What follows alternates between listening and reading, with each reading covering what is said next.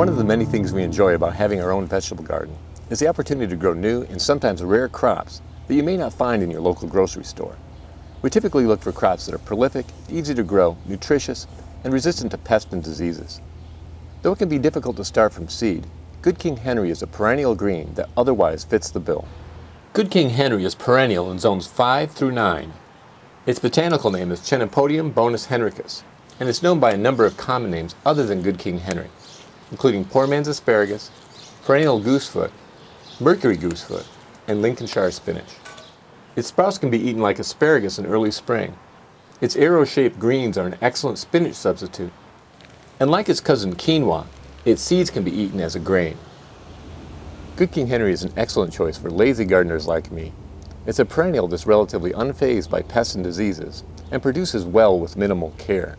Even though it doesn't ask for much, it gives back a lot with ample amounts of iron, calcium, and vitamins A, B, and C.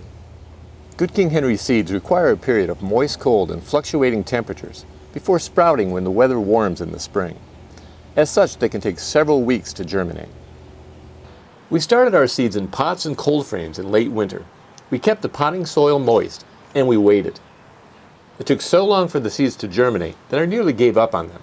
But by May, we were transplanting Good King Henry seedlings into the garden.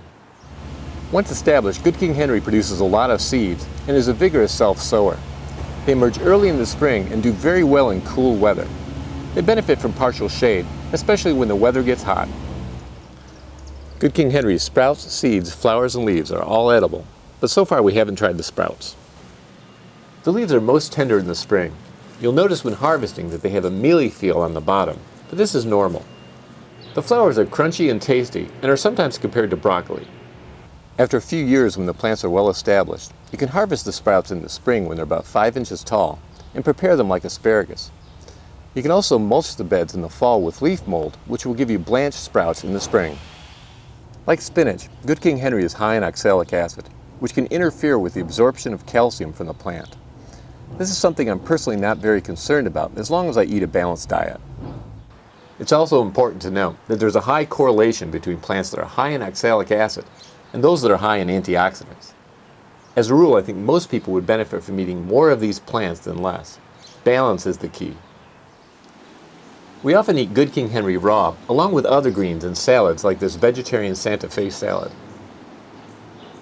We also eat it as a spinach substitute in cooked dishes like the saag paneer, which is one of our favorite Indian dishes. Saag paneer is usually made with spinach, but we didn't have enough for the recipe. So in addition to spinach, we use perpetual spinach, Good King Henry, and mustard greens. And here's a pasta dish that features Good King Henry, along with a number of other ingredients from the garden, including wine cap mushrooms, garlic, Egyptian walking onions, and oregano. I hope you enjoyed this closer look at one of the crops we grow that you probably won't find in your local grocery store.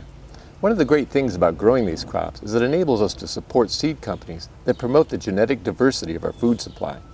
I hope this will be the first in a series of videos that feature some of the rare crops that we grow in our garden. Well, that's all for now. Thank you very much for watching. And until next time, remember, you can change the world 1 yard at a time.